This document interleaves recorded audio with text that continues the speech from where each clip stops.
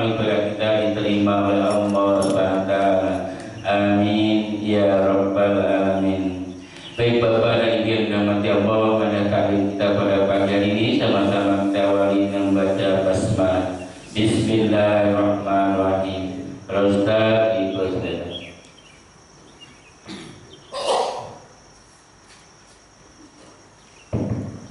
Bismillahirrahmanirrahim. Assalamualaikum warahmatullahi wabarakatuh. Alhamdulillahirabbil alamin. Hamdan katsiran tayyiban mubarakan fihi kama yuhibbu rabbuna wa yarda. Alhamdulillahilladzi hadana li hadza wa ma kunna linahtadiya laula an hadana Allah. Allahumma shalli wa sallim ala Muhammad sallallahu alaihi wasallam wa ala alihi wa ashabihi at-tayyibin wa tahirin wa man sanna bi sunnatihi ila yaumiddin. Yaqulu Allah subhanahu wa ta'ala, ya ayyuhalladzina amanu ittaqullaha haqqa tuqatih wa la tamutunna illa wa antum muslimun. Wa qala ya ayyuhan nasu ittaqu rabbakum alladzi khalaqakum min nafsin wahidah wa khalaqa minha zawjaha wa batha minhuma rijalan katsiran wa nisaa wa taqullaha alladzi tasaaluna bihi wal arham innallaha kana 'alaykum raqiba. Amma ba'd. Ma'asyiral muslimin wal muslimat, jemaah Masjid Al-Istiqamah yang sama-sama dirahmati oleh Allah Subhanahu wa taala. Pertama dan utama dan wajib bagi setiap kita selalu bersyukur atas segala nikmat dan limpahan karunia Allah Subhanahu wa taala yang Allah tidak henti-hentinya mencurahkan, menjujurkan kepada hamba-hambanya khusus kepada semua hari ini. Di antara nikmat yang terbesar yang Allah berikan kepada kita yang tidak bisa dinilai dengan apapun adalah nikmat kemudahan, nikmat taufik, hidayah dan inayah Allah Subhanahu wa taala, sehingga walaupun tadi bumi kita seperti curah hujan oleh Allah taala, tapi kita semua masih dengan mudah dan berikan taufik oleh Allah melangkahkan kedua kaki kita dari rumah kita, dari kediaman kita, mengangkat seribu kita menuju tempat yang paling dimuliakan oleh Allah, yaitu sholat subuh jamaah. Ditambah lagi kita masih diberikan taufik oleh Allah untuk sama-sama duduk dalam majelis ilmu, majelis yang sangat tinggi nilainya di sisi Allah Subhanahu wa taala. Itu semua kalau bukan taufik dari Allah, maka tidak akan pernah terjadi. La haula wala quwwata illa billahil aliyil azim. Sesungguhnya tidak ada daya dan upaya dari seorang hamba pun untuk bisa taat istiqamah di jalan Allah dan menjauhkan diri kita dari hal-hal yang dilarang oleh Allah dan Rasulnya, kecuali taufik dari Allah Subhanahu wa taala. Semoga Allah terima ibadah kita dan majlis kita hari ini, dan Allah istiqomahkan kita hingga akhir hayat kita. Amin ya rabbal alamin. Ma'asyiral muslimin wal muslimat rahimani wa rahimakumullah. Bahasan kita yang sebelumnya adalah terkait mengenai mukadimah tentang keyakinan ahlu sunnah wal jamaah terkait dengan penciptaan an-naru wal jannah, tentang penciptaan surga dan neraka. Kesimpulan yang telah dibahas pada bab sebelumnya bahwa ahlu sunnah wal jamaah mengimani dan meyakini anna jannata wan nar makhlukatan, bahwa surga dan neraka keduanya adalah makhluk ciptaan Allah, dan keduanya la tafniyani abada, dan keduanya diciptakan oleh Allah untuk tidak pernah musnah, artinya kekal selama-lamanya. Itulah akidah ahlu sunnah wal jamaah. Tentunya pada pertemuan itu dibahas, disampaikan menghindari dari Al-Quran dan hadis-hadis Nabi Muhammad Sallallahu Alaihi Wasallam. Kemudian juga yang dibahas dalam bab itu bahwa neraka dan surga telah ada. Jadi neraka dan surga telah diciptakan dan keberadaannya telah ada berdasarkan hadis dan juga ayat-ayat khusus terkait tentang Isra dan Mi'raj, peristiwa besar yang terjadi pada Nabi kita Muhammad Sallallahu Alaihi Wasallam, bahwa Nabi Muhammad dijalankan di malam hari dari Baitul Haram, Ka'bah Mekah ke Baitul Maqdis. Yang kalau perjalanan normal di jalan itu, kalau perjalanan normal di waktu itu, perjalanannya akan memakan waktu paling tidak 1 bulan perjalanan sekali jalan. Dari Baitul Maqdis Allah mi'rajkan, jadi Allah naikkan ke langit pertama, langit kedua, langit ketiga, sampai di atas langit 7. Sampai di atas 7 ada namanya Sidratul Muntaha. Kemudian di atas Sidratul Muntaha ada namanya Arsy, dan ada kursinya Allah Subhanahu wa Ta'ala. Dan di tempat itu terdapat surga dan neraka. Maka keimanan dan akidah Ahlussunnah wal Jamaah bahwa neraka dan surga ini telah ada dan keberadaannya di atas langit ke-7. Sedangkan nanti pada hari kiamat itu kembali kepada kehendak Allah Subhanahu wa Ta'ala. Yang jelas sudah kita bahas bahwa neraka kelak akan dibentangkan di atasnya satu titian yang disebut dengan sirat. Di ujungnya ada namanya qantarah. Barang siapa yang selamat daripada sirat dan qantarah, sudah dipastikan dia masuk surga Allah Subhanahu wa Ta'ala. Di manakah surga dan neraka kelak? Itu urusan Allah kelak pada hari kiamat. Nah, hari ini keyakinan Ahlussunnah wal Jamaah berdasarkan Al-Quran dan hadis Nabi Muhammad SAW bahwa keduanya di atas langit ke-7. Baik. Kemudian juga telah diterangkan kemarin bahwa neraka dan surga telah ada calon-calon penghuninya. Jadi neraka dan surga telah ada calon-calon penghuninya. Kemarin telah dibahas juga panjang lebar. Kemudian hari ini adalah lanjutan dibahas sebagai penyempurna bahasan yang sebelumnya. Yakni pertanyaan, hal jannatu wan naru kanata mawjudataini qabla khalqi Adam alaihi salatu wasalam amla? Pertanyaan ini sudah agak mirip dengan sebelumnya, tapi hanya penyempurna saja. Karena ada iskal-iskal atau ada tiupan-tiupan racun dari orang-orang tadi kadang-kadang itu muncul dalam bab ini. Yaitu pertanyaannya, apakah surga dan neraka itu telah diciptakan oleh Allah sebelum Adam alaihi salatu wasalam atau tidak? Kemarin kami sebutkan telah diciptakan, tapi tidak spesifik membahas mengenai apakah diciptakan sebelum Adam atau setelah Adam. Nah, ini menjadi pertanyaan. Kalau merujuk kepada khulasah kesimpulan daripada Ahlussunnah wal Jamaah bahwa Inna Allah Ta'ala khalaqal jannata wan nar qabla khalqi khalq wa khalaqa lahum ahlan, bahwa Allah menciptakan surga dan neraka itu diciptakan oleh Allah Subhanahu wa Ta'ala sebelum menciptakan manusia dan jin. Yakni sebelum Allah menciptakan calon-calon ahli neraka dan ahli surga, termasuk Adam alaihi salatu wasallam. Maka dalam riwayat kalau kita lihat Quran, dalam teks Quran yang begitu banyak dan hadis-hadis Nabi Muhammad sallallahu alaihi wasallam, bahwa setelah Nabi Adam selesai diciptakan Allah dengan kedua tangan Allah yang sesuai dengan kemuliaan Allah yang tidak mirip dengan makhluk-makhluknya. Begitulah teks hadis. Maka Allah masukkan Nabi Adam ke dalam surga. Berarti Nabi Adam diciptakan di dalam surga, dimasuki di dalam surga Adam dan istrinya, ibu dan kita Hawa alaihi salatu wasalam, tetapi juga masuk ke dalamnya tanpa izin dari Allah iblis yang kemudian menggoda Nabi Adam dan Hawa alaihi salatu wasalam, yang kemudian dengan godaan dan bisikan iblis Nabi Adam dan Hawa alaihi salatu wasalam memakan pohon padahal dari perintah Allah, la taqrabu hadhihi syajarata fatakuna minal khasirin. Wahai Adam, wahai Hawa, kalian berdua telah masuk dalam surga. Nikmat yang paling luar biasa ada semua di surga. Semua kebutuhan telah dilengkapi oleh Allah. Ingat, silakan makan dan minum. Qulu washrabu. Kata Allah, fa'kula minhuma haitsu syi'tum. Makan dan minum terserah kalian berdua. Tapi ingat satu hal, larangan kami. Wala taqrabu hadhihi syajarata. Janganlah sekali-kali mendekati pohon ini. Bahkan bukannya digigit, tapi bahkan dimakan buah tersebut. Kemudian oleh Allah, asbab dosa itulah diturunkan oleh Allah Adam dan Hawa alaihi wasallam ke dalam atau ke bumi yang kita pijak pada hari ini.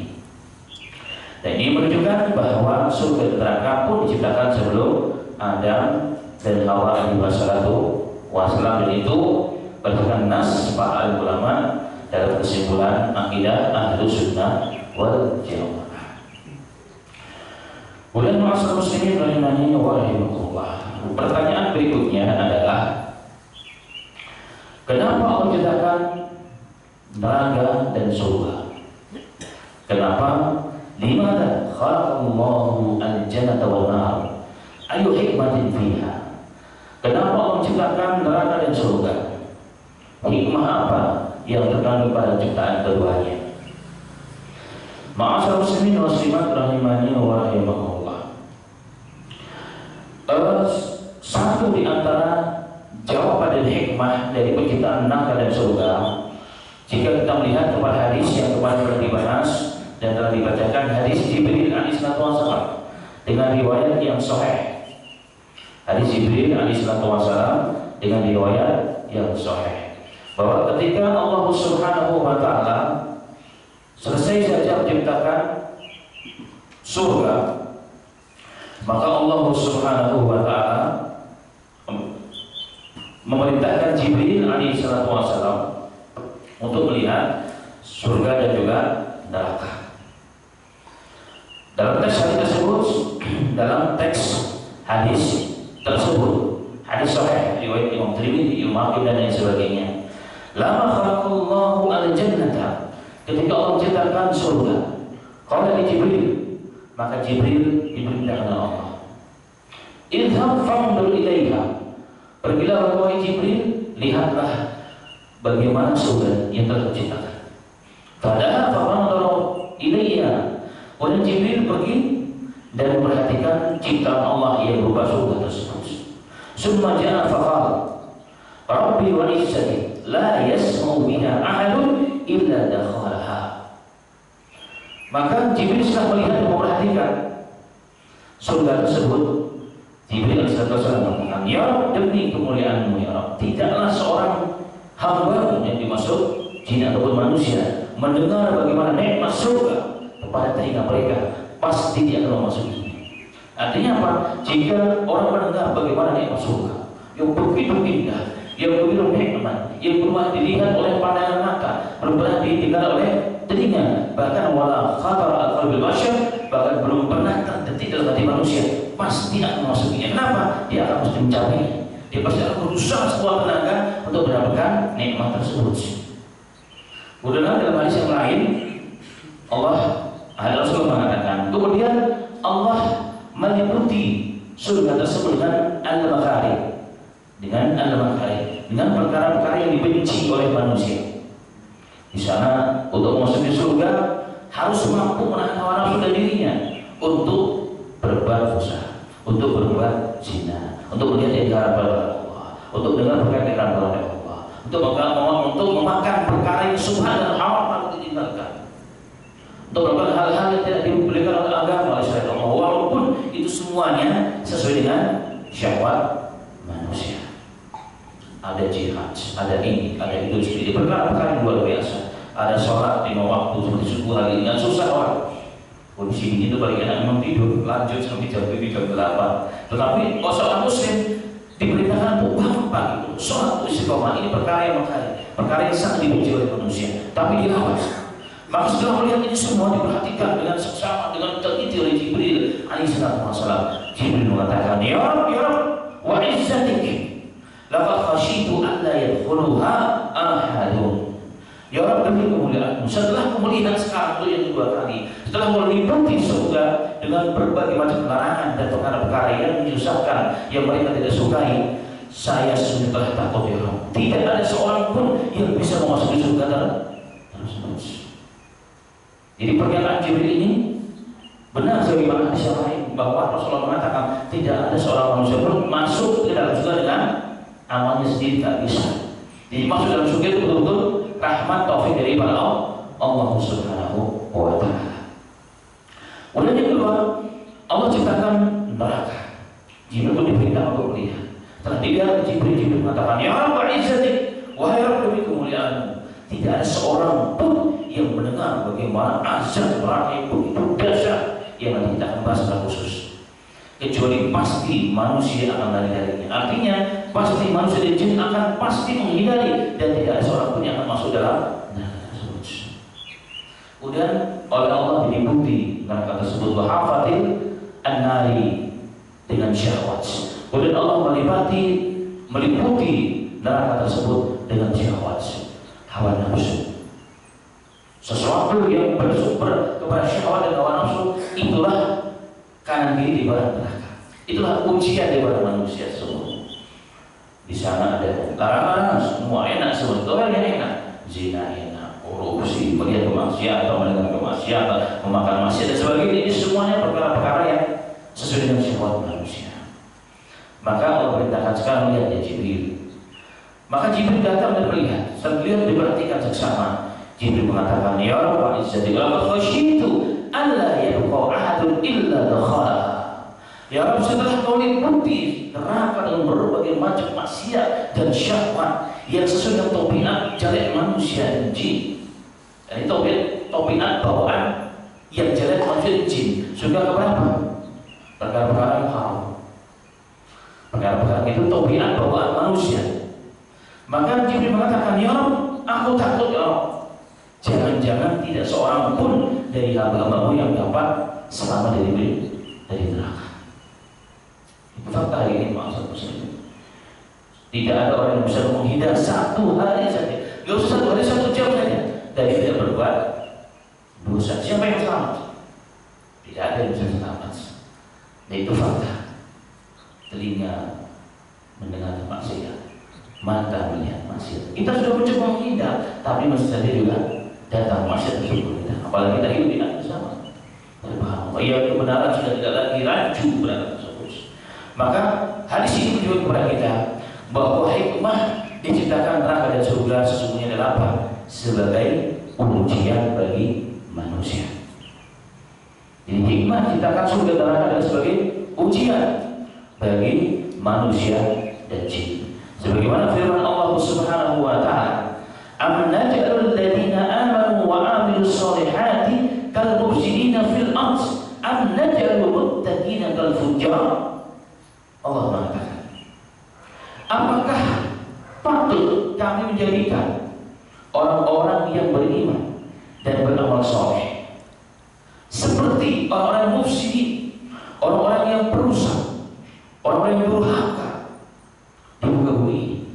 Am naj'alul muttaqina kal fujjar? Apakah boleh, apakah mungkin kami memperlakukan orang-orang yang bertakwa dengan orang-orang yang fujjar, para berdosa-berdosa? Itu berarti Allah, nggak mungkin. Nggak akan pernah Allah menyamakan antara orang yang baik dan orang yang buruk, orang yang soleh dengan orang yang toleh, dengan solehat dengan tolehat, nggak akan pernah sama. Orang yang bertakwa dengan orang yang fujar, orang yang istiqomah dengan orang yang tidak istiqomah, orang yang rajin sholat, orang yang rajin ibadah dan rajin orang yang tidak, nggak akan pernah sama kata Allah. Inilah ujian. Artinya disitulah perbedaan itu akan nampak bahwa orang-orang yang baik surga, orang-orang yang tidak baik adalah neraka. Maka 2 poin pada 2 hal ini adalah apa? Neraka dan surga diciptakan Allah sebagai bentuk ujian. Jadi ujian itu dari neraka dan surga. Maka kesuksesan yang hakiki bagi seorang manusia, kalau kita melihat kepada makna hikmah daripada diciptakan neraka dan surga adalah apa? Sukses dalam arti poin yang kita bahas, orang yang bahagia di bumi ini bukan orang yang jabatannya tinggi. Presiden bukan jaminan dia sukses di dunia. Mungkin untuk aturan dunia, untuk aturan sosial dunia, orang yang paling sukses. Kenapa? Jadi pemimpin suatu negara. Masya Allah, seorang menteri, seorang jenderal, kadang orang sukses dia. Belum tentu pada Allah. Nggak tentu berapa banyak orang yang hari ini menjadi seorang pemimpin suatu negara besok masuk penjara di negara Allah Subhanahu wa taala. Tidak ada jaminan. Jadi itu bukan jaminan. Mobil yang mewah, rumah yang megah, investasi di mana-mana bukan jaminan sukses manusia. Karena ternyata ini semua ujian untuk menuju ke surga atau ke neraka. Tetapi sukses menurut Allah adalah apa? Faman zuhziya 'anil nari wa udkhilal jannata faqad faz. Barang siapa yang dimasukkan ke dalam surga, diselamatkan daripada api neraka, faqad faz, maka itulah orang yang paling sukses, paling beruntung di dunia. Jadi ujian terberat bagi manusia surga ataupun neraka. Dan orang yang masuk surga diselamatkan dari neraka itulah orang yang sukses. Sedangkan ayat yang keluar tadi, Atau ayat yang pertama yang pada ayat yang saya bacakan, bahwa surga dan neraka itu di antara hikmah dan tujuan adalah untuk membedakan antara orang baik dan orang yang tidak baik. Dan Allah mengatakan wa ma Allah bidzalimin lil abid, tidaklah Allah menzalimi hamba-hambanya, tidak mungkin Allah menzalimi. Maka surga sebagai balasan terbaik bagi hamba yang soleh, yang bertauhid, dan neraka balasan terbaik yang paling adil bagi orang-orang yang fajir, orang-orang yang kafir, orang tidak beriman kepada Allah dan Rasulnya. Maka disitulah perlakuan Allah. Kalau tidak Allah zalim kepada kita, seandainya sama sebagaimana dalam aturan agama yang lain, itu satu kezaliman. Kenapa? Orang yang berbuat dosa banyak, hanya dia punya kedudukan dan fulus, dapat dibeli dosa, artinya dapat ditebus dosanya, diputihkan, nggak berlaku dalam Islam. Kalau begitu Islam agama itu adalah satu kezaliman. Berarti Allah berikan orang yang miskin, makanya mereka jungkir balik menghalalkan segala cara yang penting dari orang kaya, yang penting punya fulus dan kedudukan. Kenapa? Karena itulah Allah. Dengan fulus semua bisa dibeli, termasuk surga, termasuk pengampunan dosa yang dibeli. Tidak berlaku dalam Islam. Inilah satu di antara bentuk adil Islam, keadilan Islam. Bahwa tolak ukur keadilan itu adalah Allah Subhanahu wa Ta'ala akan membalas sesuai perbuatan dosanya masing-masing. Yang baik surga, yang tidak baik nerakanya Allah Subhanahu wa Ta'ala. Tanpa itu manusia tidak akan bisa dilihat kualitasnya. Makanya masalah muslimin sesungguhnya kalau kita lihat seluruh kehidupan kita ini dari coel, bahkan sebelum coel mesti dalam rahim ibu itu sudah ditarbiyah dalam doa kita. Lahir juga demikian, ditarbiyah sampai kita dewasa. Yang kita lakukan adalah satu sesungguhnya, sholat kita, 5 waktu, puasa kita, zakat kita, haji kita, ketaatan kita, ke masjid kita, tutup hijab kita bagi para ibu-ibu dan akhwat. Istimewa kita yang kebenaran, kita berbuat jujur, kita berbuat tidak mendolimi orang itu semuanya. Istiqomah jalan kebenaran. Satu tujuannya itu apa? Meniti jalan surga. Sampai kapan perjuangan ini? Sampai akhir hayat kita. Menjauhkan dari perbuatan yang tidak baik, perjuangan yang tidak ada ujung dan makalnya, hingga sampai nafas terakhir yang keluar diri kita, sampai ruh kita dibawa Allah. Itu perjuangan supaya kita masuk dalam itu ujian yang tidak ada habisnya. Inilah hikmah terbesar, sehingga manusia itu dengan adanya surga dan neraka terpacu, ada semacam namanya cambuk jemati supaya kita tetap istiqomah, supaya semakin kencang ibarat kuda itu berlari, supaya kita dapat mencapai derajat manusia tertinggi. Yang terakhir, dengan adanya surga dan neraka, maka tercapailah maksud penciptaan manusia dan jin. Apa maksud penciptaan manusia dan jin? Semua paham. Allah mengatakan, "Wa ma khalaqtul jinna wal insa illa liya'budun." Tidak ciptaan manusia dan jin kecuali untuk beribadah kepada Allah, untuk mentauhidkan Allah, untuk mengenal Allah Subhanahu wa Ta'ala. Tanpa ada surga dan neraka, maka hal ini tidak akan tercapai. Maka maksud tujuan ciptaan manusia dan jin tidak akan pernah tercapai jika Allah tidak menyiapkan surga dan neraka. Kenapa? Karena orang akan berbuat seenaknya sendiri. Tidak ada ujian, tidak ada target hidup itu mengalir begitu saja habis mati. Sama maaf, sebagai orang yang tidak beriman kepada Allah, hidup mereka begitu. Hanya kerja, nah, dunia selesai. Berangkat pagi, pulang malam. Apa yang mencari dari kerja? Saya kerja untuk supaya dapat fulus lagi. Dengan fulus, apa yang mereka yakini? Kita bisa beli apa saja. Maka surga mereka ketika fulusnya banyak, neraka mereka ketika tidak punya fulus. Itu tujuan nomor muslim. Kenapa? Karena mereka tidak punya tujuan hidup yang abadi, tujuan hidup yang sangat mulia, yaitu mengenal dan ibadah kepada Allah Subhanahu wa Ta'ala. Maka surga dan neraka oleh Allah yang terpenting adalah apa? Agar maksud ciptaan manusia dan jin itu tercapai. Itulah yang sangat penting yang harus kita ingat. Jadi dalam surga menciptakan minimal ada 3 hal. Pertama, ujian. Yang kedua, sebagai bentuk keadilan Allah untuk membedakan mana yang benar, mana yang tidak benar, mana yang sholat, mana yang tidak sholat. Yang ketiga adalah apa? Agar maksud tujuan manusia dan jin tercapai oleh manusia dan jin itu sendiri. Nah, tanpa itu maka tidak ada makna kehidupan ini. Maka tidak ada makna usaha kita untuk bertumus-tumus di dalam mujahadah, di dalam kehidupan yang fana dan sementara ini. Baik. Kemudian pertanyaan yang berikutnya, bagaimana sesungguhnya sunnatu adzabina, gambar dan bentuk neraka itu secara umumnya, supaya kita lari dari neraka, supaya kita setiap hari ingat neraka, dan supaya kita baik kita berta'aruz. Makanya disunahkan oleh Rasulullah bahkan setiap ba'da subuh dan ba'da maghrib itu disuruh membaca apa pada salat 7 kali Allahumma ajirni minan nar, ya Allah selamatkan aku dari api neraka. Supaya kita istiqomah membaca ini. Bagaimana sih sesungguhnya gambaran neraka itu? Kita lihat ma'asyiral muslimin, bahkan dalam beberapa riwayat yang cukup banyak sesungguhnya kita disunahkan oleh Rasulullah pagi dan sore berlindung dari api neraka. Sebagaimana tadi saya sampaikan, ba'da salat subuh dan pada salat maghrib, Allahumma ajirni minan nar, ya Allah selamatkan aku dari api neraka. Dalam hadis yang sahih, barang siapa seorang hamba itu memohon dilindungi oleh Allah dengan azab neraka, maka neraka pun akan mendoakan supaya dia diselamatkan dari api neraka itu sendiri. Maka istiqomah ma'asyiral muslimin, perkara kita lihat dari itu sepede, tapi ternyata efeknya begitu besar di sisi Allah Subhanahu wa taala. Baik.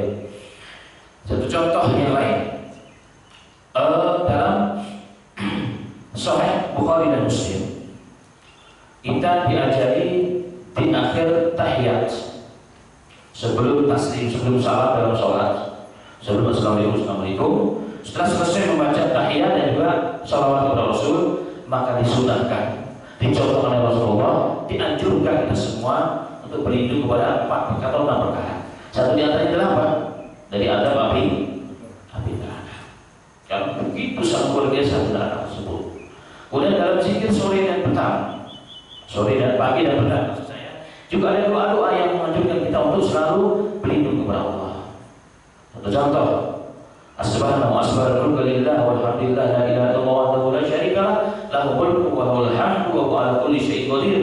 Rabbi as'aluka khaira ma fi hadzal yawm wa khaira ma ba'dahu wa a'udzu bika min syarri ma fi hadzal yawm wa syarri ma ba'dahu.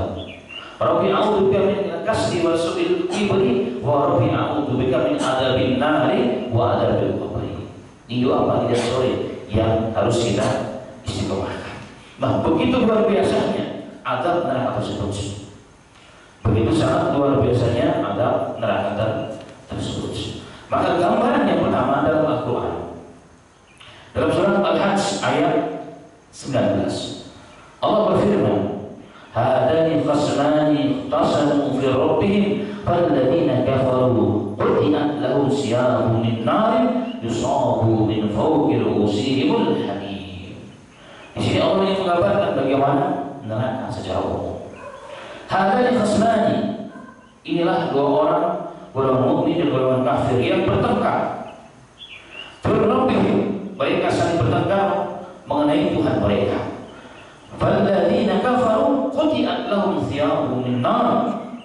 Maka orang-orang kafir akan dibuatkan untuk mereka pakaian-pakaian dari api neraka. Gambar pertama, jadi neraka itu penghuninya, bajunya, pakaiannya adalah dari api. Kebayang dan tidak masuk sini. Tidak usah kita pakai baju dari api, baju dari besi yang dipanasi kita pakai. Siapa yang tahu kira-kira? Tidak ada maksudnya. Tidak ada. Nggak usah pakai dari besi. Musim panas di negara-negara yang punya musim panas, juga musim panas. Saya pakai baju begini, ada rompi, ada baju dalamnya, maka seperti banjir badan saya, seperti baru mandi, panas sekali puas.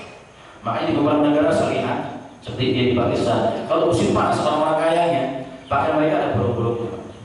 Jadi sekujur tubuh itu ada lubang-lubang kecil, seluruh tubuhnya, seluruh pakaiannya apa? Karena begitu panas. Allah mengatakan gambarnya di sini, falladzina kafaru quti'at lahum siyamun min nar. Orang-orang yang kafir yang tidak beriman kepada Allah dan Rasul-Nya akan dibuatkan bagi mereka, dipakaikan untuk mereka pakaian dari api neraka. Dan ingat bahwa api neraka panasnya 70 kali dari 10 panas dunia. Jadi 70 kali dari panas dilipat dari 70 kali panas neraka itu tersebut. Jadi panas dunia itu. Panas dunia bagaimana panas dunia itu? Bukan lilin, tapi panas yang paling dunia. Kalau digambarkan seluruh dunia panas dikali 70, itulah panas neraka, dan itulah pakaian bagi penghuni neraka. Yusibu min fawqi ru'usihim hamim. Enggak cuma itu, bahkan disiramkan air yang sudah mendidih ke atas kepala mereka. La ilaha illallah Muhammadur Rasulullah. Disiramkan air yang sudah mendidih, ingat mendidih di neraka yang panas yang tadi disampaikan, ke atas kepala mereka. Padahal pakaiannya juga dari api neraka. Yang pernah disiram air panas mungkin bisa merasakan sedikit, atau nyentuh air panas, itu disiramkan ke kepala kita. Itulah gambaran azab di neraka yang Allah siapkan bagi orang-orang yang tidak beriman kepada Allah Subhanahu wa taala. Wa iyyabillah. Dalam ayat dalam surah Al-Hajj berikutnya, ayat ke-20. Yusrafu bihi ma fi butunihim wal julud. Subhanallah. Dengan air itu dihancurkanlah segala apa yang di dalam perut dan juga kulit mereka. Disiramkan, itu perut bisa hancur, kulitnya juga hancur. Kalau sudah hancur kemudian mati, selesai urusan sebenarnya. Kalau sudah hancur kemudian mati, selesai urusan. Dia jadi masalah kenapa? Yang jadi masalah bahwa tidak ada lagi kematian. Setelah hancur dulu kepanasan, dikembalikan kepada Allah. Sampai masa kapan? Masa yang tidak ada hentinya. Karena khalidina fiha, mereka selama di api neraka. Wa lahum maqami'u min hadid, dan mereka disiapkan cambuk-cambuk dari besi yang telah dibakar oleh Allah Subhanahu wa taala. Kama huwa khalidun fin nar wasuqu ma'an hamima wa qatta'a ma'ahum, dan mereka disiapkan kalau haus, disiapkan apa? Minuman. Tapi minuman yang mendidih, minuman yang menggelegar panasnya, diminum. Jika diminum, faquti'at am'a'ahum, maka terpotong-potong usus mereka. Potong, hancur dulu, dikembalikan lagi ususnya, dikembalikan, hancurkan lagi, pulihkan lagi sampai selama-lamanya. Lalu min jahannam mihad wa min fawqihim ghawash. Lalu bagi mereka, bagi ahli neraka, min jahannam mihad. Mereka mempunyai tikar, tempat tidurnya terbuat dari api neraka. Tempat tidur dari api neraka. Pakaiannya dari api neraka. Minumnya dari api neraka yang mendidih airnya, yang putus kita punya usus kalau kita minum. Dari atas disiram air mendidih dari api neraka. Tempat tidurnya kalau mau tidur juga dari api neraka. Wa min fawqihim ghawash. Allah Akbar, dan selimut mereka juga dari api neraka. La haula wala quwwata illa billahil azim. Itulah maksud muslimin, pada ayat ini Allah Ta'ala yang menyebutkan tentang anak-anak penghuni neraka, yaitu kematian. Dengan azab yang tadi sekilas telah disampaikan, maka orang-orang yang masuk neraka, yang mendapat azab ini, satu yang mereka idam-idamkan, satu yang mereka ceritakan, yaitu apa? Mati. Karena mati itulah menyelesaikan segala urusan. Lupa kalau mati itu sudah dimatikan oleh Allah. Nanti pada hari kiamat, ketika di surga masuk surga, ahli neraka masuk ahli neraka, maka Allah akan datangkan kematian al-maut itu yang rupanya seperti domba berwarna putih, sangat putih cerah. Maka Allah letakkan, Allah dudukkan di antara neraka dan surga, boleh disembelih. Maka ahli surga fazadu farhan al-fahim, ahli surga mereka semakin senang terhadap kesenangan juga ada pada diri mereka. Kenapa? Karena tidak ada lagi kematian. Dan Allah mengatakan, ya ahli surga, setelah ini tidak ada lagi bagi kalian tua. Kalian akan muda terus. Jadi mudanya antara 30-33 tahun. Hari ini setelah ini sehat selalu, tidak pernah sakit selama lamanya. Bahagia terus menerus. terus, tidak akan pernah susah untuk selama-lamanya. Itu bagi surga. Ahli neraka yang terjadi, mereka sedih, ala husnihim, sedih di atas sedihnya yang ada. Kenapa? Karena sudah tidak ada harapan lagi untuk mati. Jadi mati itu maksudnya itu makhluk ciptaan Allah. Itu nanti pun akan dimatikan oleh Allah Subhanahu wa taala. Hadis-hadis yang sahih. Nah, penduduk neraka kalau begitu luar biasa yang ada sampai lupa kalau mati itu sudah mati. Berarti nggak ada lagi kematian. Fana itu telah tidak ada, telah dimatikan oleh Allah Subhanahu wa taala. Allah Subhanahu. Tetapi tetap saja Allah menggambarkan walladzina kafaru lahum jahannama la yuqda 'alaihim wa yamutu wa la yukhaffafu 'anhum min 'adzabiha. Allah mengatakan dan orang-orang yang kafir bagi mereka neraka jahanam. La yuqda 'alaihim fa yamutu, mereka tidak akan pernah dibinasakan sehingga mereka mati itu selama-lamanya. Wa la yukhaffafu 'anhum min 'adzabiha, dan orang yang masuk dalam neraka tidak akan pernah dikurangi azabnya untuk selama-lamanya. Jadi harapan kematian sudah sirna. Kalau di dunia mungkin orang berpikir banyak masalah, banyak utang, udah mati saja, bunuh diri gantung. Ada sedikit masalah, bunuh diri. Yang beberapa bulan kemarin saya dengar berita bahkan seorang laki-laki kelihatannya gagah, ganteng, punya pekerjaan bagus, mati gantung diri di Jakarta Barat, di Jakarta, di Cakung. Aku masuk mana? Jakarta Timur. Oh, Jakarta Timur. Seorang pemuda yang kendaraannya nggak jauh diparkir dari tempat itu, dikubur orang mati gantung diri di bawah pohon nangka. Dianggapnya mati itu adalah solusi hidup. Padahal itu awal masalah hidup. Kalau dia mati nggak beriman, tadi sudah disebutkan bagaimana ayat, bagaimana hadis Nabi Muhammad SAW. Makanya kenapa Rasulullah melarang kita minta mati. Nggak boleh kita mati walaupun bagaimanapun kita dikejar oleh dekorator. Kalau kita utang nyawanya di mana-mana, tetap saja kita nggak boleh mati, nggak boleh bunuh diri. Bunuh diri adalah jalan orang-orang yang kecil imannya, yang kecil jiwanya. Nggak bisa lari dari masalah itu, bukan lari tapi hadapi dengan cara yang baik, dengan bijak.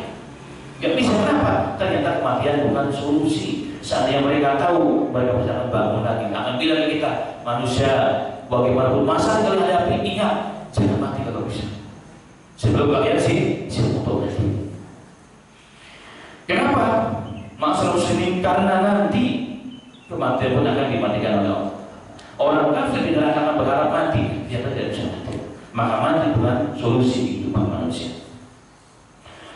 Allah subhanahu wa ta'ala illa billahil aliyyil azim. Dan itulah ma'asyiral muslimin rahimani wa rahimakumullah. Rasulullah mengingatkan kepada kita, la tahtakiranna bil ma'ruf syai'an. Janganlah kalian pernah menganggap kecil perkara yang baik itu. Janganlah kalian pernah menganggap kecil perkara yang baik tersebut. Bisa jadi perkara yang baik itu dapat bawa kalian kepada surga. Satu contoh dalam hadis yang sahih, tapi ada dua riwayat. Satu riwayat seorang perempuan berzina, dia kerjanya zina, menjual harga dirinya dan kehormatannya. Yang lain riwayat seorang laki-laki ahli neraka.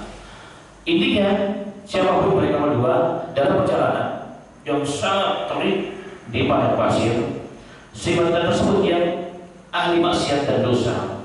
Jadi tukang zina berarti kerjaannya zina, bukan orang yang zina baru sekali, tidak. Orang yang tukang zina jelas dijamin neraka, dosa besar. Bahkan dicambuk, bahkan dilempari batu sampai mati. Kalau dia daunnya pasangan itu hukum Islam. Tetapi qadar Allah ketika dalam perjalanan tiba-tiba haus, maka insting manusianya dia mencari air. Didapatilah sumur yang cukup dalam. Sumur yang cukup dalam, maka dia turun pelan-pelan sumur, telah minum naik, dia ingin melanjutkan perjalanan. Baru saja dia melangkahkan kakinya setelah naik dari sumur yang dalam tersebut, setelah minum, setelah hausnya hilang, laparnya pun hilang, tiba-tiba interaksi kalian yalhas, tiba-tiba dia melihat seekor anjing yang sedang mengeluarkan di sana, sedang kehausan. Maka muncul manusianya. Bagaimanapun jahatnya orang, Kalau melihat sesuatu yang sedang kena musibah, apalagi termasuk hewan, maka manusianya akan muncul. Maka dia katakan dalam hadis, asobatu kama asobani. Dia tertimpa kehausan ujian yang telah menimpaku sebelumnya. Kalau saya takut bisa mati dia. Maka manusianya mendorong dia untuk berbuat baik. Kenapa? Karena nggak ada manusia yang melihat, berarti ikhlas karena Allah. Ingin bantu sama makhluk, bukan sama manusia. Ini barang yang najis padahal. Maka dengan susah payah dia turun ke bawah lagi, dia lepas khufnya, dia pakai khuf.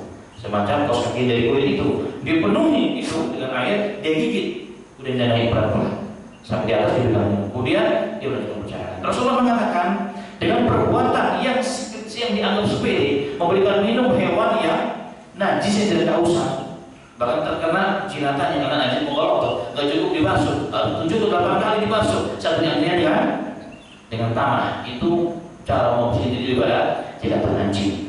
Rasulullah mengatakan, syawarallahu lah, dengan perbuatan tersebut yang tanpa pamrih hanya Allah yang diinginkan, maka Allah bersyukur kepadanya. Setelah bersyukur wa maka Allah mengampuni dosanya. Kemudian dimasukkan dalam surganya Allah Subhanahu wa taala. Ini amal yang baik mas muslim. Begitupun sebaliknya, jangan pernah kita menganggap remeh perbuatan dosa itu. Karena dosa itu jika kita lakukan apalagi di akhir hayat kita akan membawa kita kepada su'ul khatimah. Dalam hadis yang sahih, bahkan ada seorang wanita yang dianggap salehah, yang malamnya bangun tahajud, siangnya sering berpuasa, tapi gara-gara seekor kucing yang diikat di rumahnya yang tidak dikasih makan dan juga tidak dilepaskan supaya dia keluar rumah mencari makan sendiri, maka Allah sudah dia dalam nerakanya Allah Subhanahu wa taala. Kucing padahal. Rasulullah mengatakan, dakhalatil imra'atun nar fi hirrati rabbataha wala hiya amaha wala hiya asalatha ta'kulu min asyasyal ard hatta matat hajdan. Ada seorang wanita yang dimasukkan oleh Allah ke dalam neraka gara-gara seekor kucing kayak begini. Kenapa? Dia ikat di rumahnya tapi nggak disimpan, nggak dilepas, cuma dia mencari makanan di muka bumi Allah Taala, maka dia masuk dalam nerakanya Allah Subhanahu wa taala. Hadis sahih dari Bukhari dan Muslim. Maka perkara-perkara yang buruk jangan kita pernah sepelekan, karena akan membawa kita menjadi dosa besar dan masuk neraka. Walaupun itu dosanya kecil. Kenapa? Karena tidak ada sesuatu dianggap dosa kecil jika dilakukan terus. Dan kita paham semuanya bahwa azab nerakanya Allah sangat begitu pedih. Sebagai gambaran terakhir, boleh coba.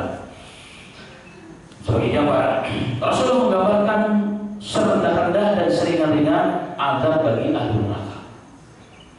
Dalam hadis yang sahih riwayat Bukhari, Muslim dan lain sebagainya, inna ahwana ahli nari azaban yaumal qiyamati. Sesungguhnya azab yang paling ringan bagi penduduk ahli neraka, azabnya. Sesungguhnya azab yang paling ringan, azabnya bagi penghuni neraka pada hari kiamat. La rajulun tu'u fi akhmasi badani jamratan ya'li minhuma dima'uhu. Sesungguhnya seorang laki-laki yang diletakkan fi akhmas. Akhmas itu di bawah telapak kaki. Kalau bapak ini ibu pegang telapak kaki itu ada cekungan di telapak kakinya. Ada cekungan itu umumnya. Kalau orang yang apa namanya banyak lemaknya biasanya lurus.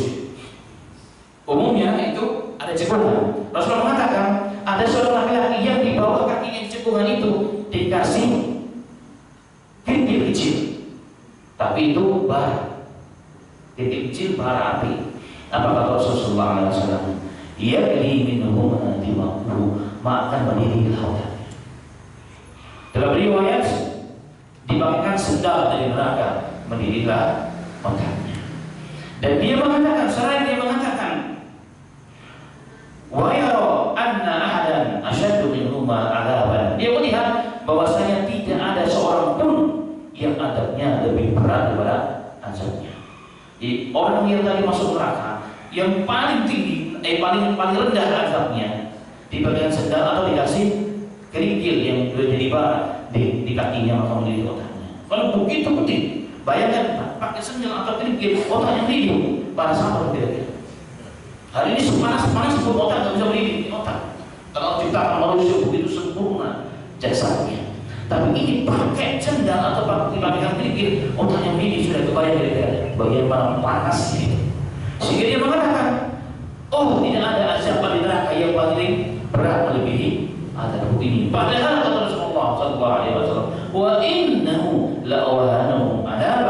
Padahal itu adalah serendah-rendah seringan azab bagi ahli neraka. Hadis sahih. Karena itulah maksud muslimin rahimahullah. Untuk itulah kita berbenah ini. Untuk itulah kita duduk dalam majelis ini. Untuk selamat di balik itulah kita istiqomah untuk sholat di bawah waktu masjid. Untuk itulah kita menjaga mata. Untuk itulah kita menjaga pendidikan kita, menjaga yang kita pakai, menjaga yang masuk dalam perut kita, menjaga kepada anak istri yang kita berikan kepada mereka. Jangan ada yang hak subhan apalagi haram. Untuk itu, untuk apa? Menjaga diri kita jangan sampai menjadi ahli neraka. Kita untuk itulah kita tarbiyah anak kita. Kita bangun masjid dengan baik supaya apa? Supaya masyarakat mau datang ke masjid, mau beramai-ramai datang kepada Allah, mau beramai-ramai selamat daripada azab nerakanya Allah Subhanahu wa taala. Untuk itulah maksud muslimin kita berjadah datang ke masjid tentang dalam takbir. Untuk itu tidak ada yang lain sesungguhnya. Maka itulah tujuan akhir, matlabatul akhir, tujuan akhir setiap manusia yang berakal mempersiapkan diri agar dapat selamat daripada azab Allah Subhanahu wa taala. Maka perjuangan tanpa ada ujungnya. Perjuangan yang tidak hanya sehari dua hari itu setahun, tapi seumur hidup kita hingga akhir nafas kita. Semoga kita semuanya dimasukkan oleh Allah Taala termasuk orang-orang di surga dan diselamatkan oleh Allah Subhanahu wa taala dengan taufik dan rahmat Allah dari ahli neraka. Amin. Ya rabbal alamin. Demikian kajian kita pada hari ini dan insyaallah kita akan sambung bab ini pada pertemuan berikutnya dengan izin Allah Subhanahu wa taala. Saya kembalikan lebih dahulu dengan fadilatul syukur. Alhamdulillah, jazakallah yang kaki pada Ustaz kita yang akan menyampaikan pelajarannya pagi ini, yaitu terkait dengan penciptaan surga dan neraka. Banyak hal yang kita dapatkan, tentunya semuanya untuk meningkatkan keimanan dan ketakwaan kepada Allah Subhanahu wa taala. Bapak dan Ibu yang dirahmati Allah, sebelum sesi tanya jawab, ada program dari Ustaz kita. Dan program itu seperti apa nanti akan disampaikan oleh ketua pelaksana program tersebut. Pada yang menyampaikan dipersilakan.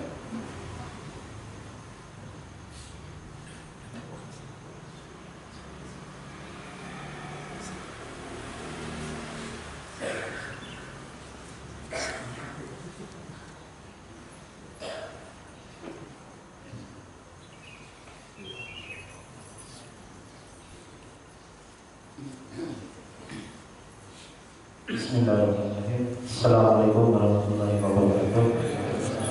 Bismillahirrahmanirrahim. Wassalatu wassalamu ala Rasulillahil karim. Bapak-bapak dan ibu-ibu jamaah masjid Al-Istiqomah yang dimuliakan Allah Subhanahu wa taala. Kami dari Pondok Pesantren Al-Aminiyah ada beberapa hal yang perlu kami sampaikan keterkaitan dengan program dari Pondok Pesantren.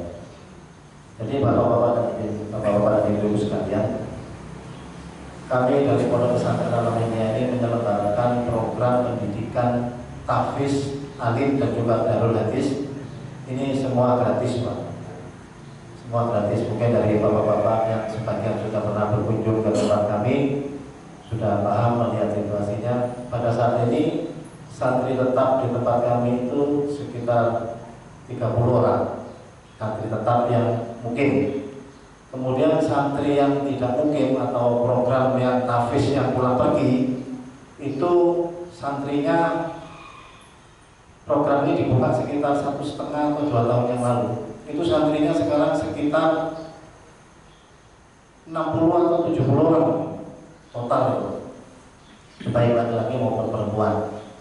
Kemudian selama 2 tahun progres dari santri yang tidak tetap ini, yang pulang pergi maghrib sampai isya saja, itu ada yang sudah bisa menghafal 4 juz, itu bisa diperdengarkan. Jadi bukan hanya 4 juz ton, karena kami setiap untuk program ini, khusus untuk program ini, kami setiap selesai 1 juz anak-anak itu disuruh maju. Anak-anak Pak, disuruh maju ya, mungkin sebesar inilah seperti anak-anak saya ini ya. Ini mereka rata-rata 2 juz, 3 juz, yang mulai dari awal itu rata-rata sudah menghafal, dan 1 juz itu diperdengarkan di depan rame-rame. Jadi bukan hanya sama ustaz yang diperdengarkan di depan 1 juz itu. Sehingga dengan program ini alhamdulillah murid-murid dari program Madrasatul Quran ini, maka mereka rata-rata menjadi bintang-bintang pelajar di sekolahnya. Rata-rata mereka luar biasa. Kemudian ada yang mulia, untuk menopang dari program pondok pesantren yang gratis ini, maka kami senantiasa berinisiatif bagaimana melibatkan masyarakat ini untuk sama-sama punya pikir, sama-sama punya keinginan untuk membangun pondok, untuk bagaimana ikut andil dalam program ini. Kenapa? Karena dengan andil di program ini hadirin yang mulia, kenapa ini gratis? Ya, kenapa ini gratis? Karena dengan gratis ini, seandainya orang tua wali murid itu ingin memberi makan kepada anaknya, itu tidak langsung kepada anaknya tentunya. Kalau seandainya, tentunya diberikan ke pondok. Efeknya apa? Maka efek harta yang diberikan ke pondok ini tidak untuk anaknya saja. Mungkin dia kasih mungkin 500.000 1 bulan, mungkin kalau ada masih. Tapi 500.000 itu kalau di tempat lain mungkin dia akan kasihkan kepada anaknya untuk biaya anaknya. Pahala yang dapat dari mana? Dari anaknya. Tapi dengan program kami gratis seperti ini, apabila ada yang mewakafkan atau memberikan harta untuk pondok pesantren, maka otomatis Pak, semua kegiatan dari pondok pesantren ini, semua kegiatan dari masjid yang ada di pondok pesantren ini, maka insya Allah maka itu menjadi bagian dari kita. Maka untuk itu hadirin yang mulia, kami mencoba untuk memudahkan masyarakat untuk senantiasa ikut aktif. Salah satu programnya adalah mungkin bisa dibagi, mungkin Pak boleh dibagi brosurnya ya Pak ya. Ya. Pak Halil bisa minta tolong Pak Halil. Ini ada program wakaf. Kita membentuk program wakaf Pak, ibu-ibu sekalian. Program wakaf ini adalah yang pertama adalah program wakaf aset. Program wakaf aset ini adalah program wakaf kalau seandainya ada orang yang mau mewakafkan perusahaannya, mau mewakafkan tanah, mau mewakafkan tokonya mungkin. Uang. Yang kedua itu Pak. Yang pertama program aset dulu. Jadi program aset ini apa? Kalau seandainya kita diberi amanah untuk diberikan wakaf bentuk tanah kosong, maka kita akan mengelola tanah itu dengan sebaik-baiknya. Dan dalam hal ini ada beberapa kerjasama kita dengan pihak luar, dengan pihak nasional. Tentunya ada beberapa yang kita kerjasama, yaitu misalnya dengan program Global Wakaf. Kita juga terhubung dengan program Global Wakaf. Kemudian dari yang mulia, yang kedua yaitu kita pada wakaf uang tunai. Ini sudah jelas wakaf uang tunai. Kemudian program yang kami luncurkan untuk melibatkan masyarakat sebanyak-banyaknya, yaitu program wakaf barang tidak terpakai tapi layak pakai. Nah ini yang kami perlu sampaikan di sini. Yang lebih mudah yaitu bahwa kita menerima barang yang tidak terpakai tapi masih layak pakai. Seperti misalkan ini, contoh misalkan ini kan saya lihat di sini jamaahnya banyak yang sepuh-sepuh mungkin ya Pak ya. Nah, mungkin di zaman mudanya dulu pernah keluar negeri membeli radio yang luar biasa di sana, dan sekarang disimpan doang karena eman-eman. Maka perkara ini menjadi bahaya Pak. Menjadi bahaya. Kenapa menjadi bahaya? Karena barang yang tersimpan ini akan menjadi hisab kita. Tidak bisa main-main kita. Kita taruh barang itu di gudang atau kita taruh barang itu di lemari. Hari ini tidak masalah. Begitu kita mati jadi masalah. Kenapa? Barang yang harusnya bisa dimanfaatkan tidak termanfaatkan sampai mati. Maka itu akan menjadi pertanggungjawaban kita. Maka dari yang dimuliakan Allah Subhanahu Wa Taala, maka kami membuka program ini. Ya, kami menerima barang yang siap pakai, yang layak pakai, barang yang layak pakai. Kemudian kami akan jual barang itu. Kami ada lapak namanya di dekat masjid sana, di dekat tempat kami. Kemudian hasil dari penjualan itu sepenuhnya untuk pendidikan, program untuk pembiayaan dari pondok pesantren dan juga untuk pembangunan dari masjid Al-Aminiyah. Sehingga barang kita yang sekecil apapun yang mungkin kita nilai, kita hobi membelikan anak kita sepeda misalkan, tahu-tahu anak kita udah gede-gede, Nah sepedanya mau diapain?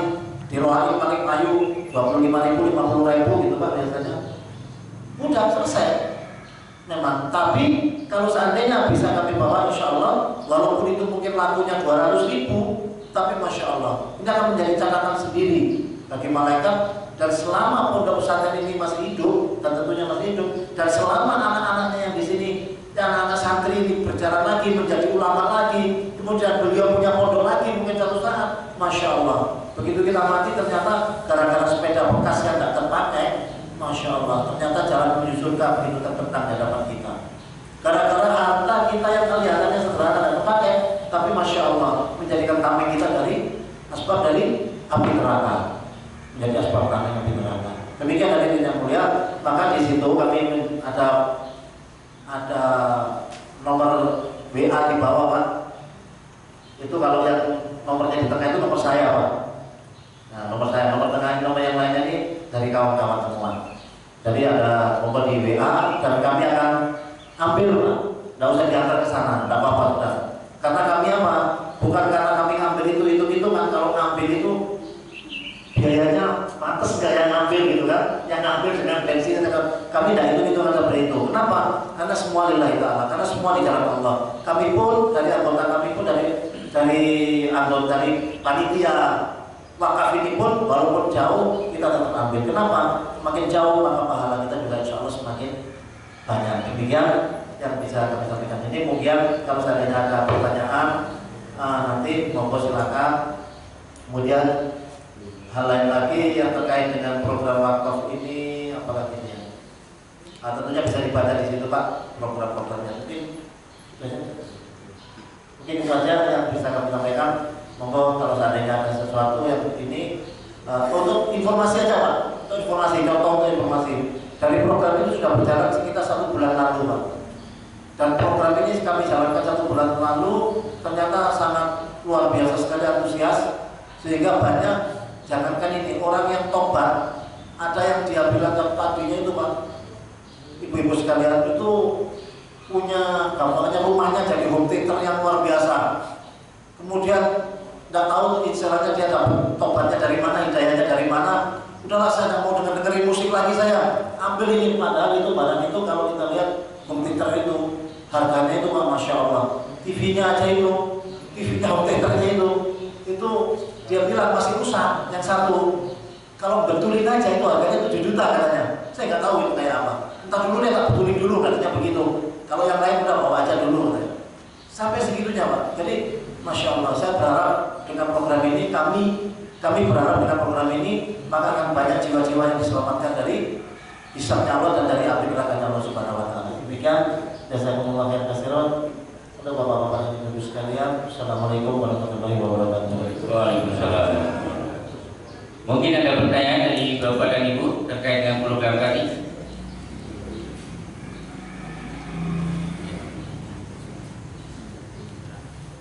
Kalau tidak ada sesi pada tanya jawab dari dosen kita silakan. Ada ibu? Bapak-bapak ada? Ada? Cukup? Alhamdulillah, saya ucapkan terima kasih sekali lagi untuk Ustaz kita. Semoga Allah menambah kebaikan untuk beliau dan untuk kita semua. Dan kami mengingatkan untuk nanti malam ya, program talaki bagi yang mengikuti program tersebut bisa hadir mengikuti setelah pada sholat isya. Silakan. Bismillahirrahmanirrahim.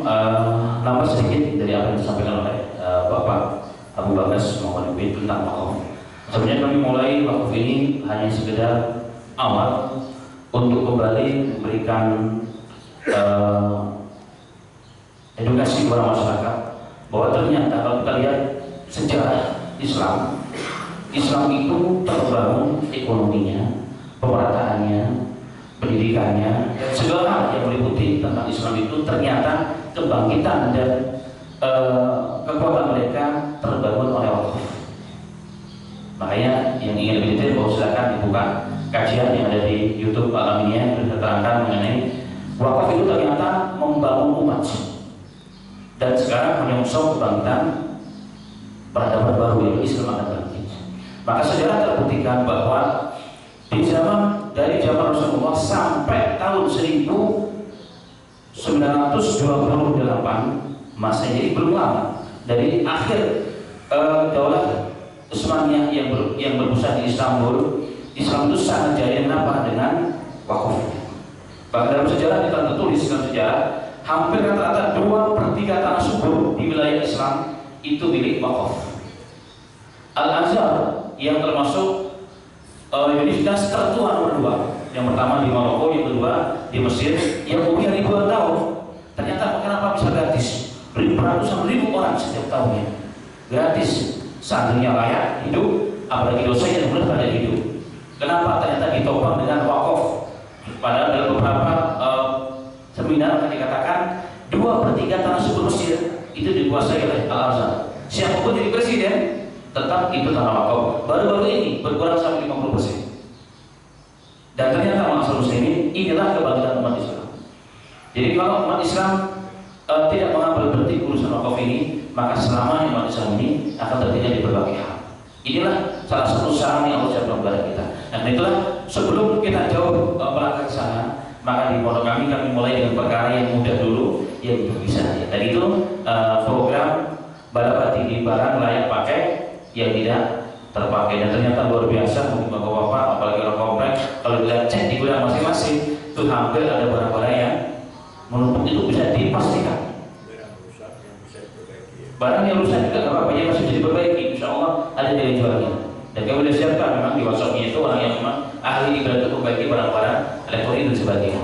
Dan ini semuanya insya Allah bermanfaat sebagaimana disampaikan beliau. Perkara yang mubazir, perkara yang bisa besar, berubah menjadi berkah, berpahala, dan juga akan mendapatkan pahala bukan hanya berinfak barang, tapi tahfiz Quran, akan berpahala menghafal Quran dan menghafal hadis dari orang mulia.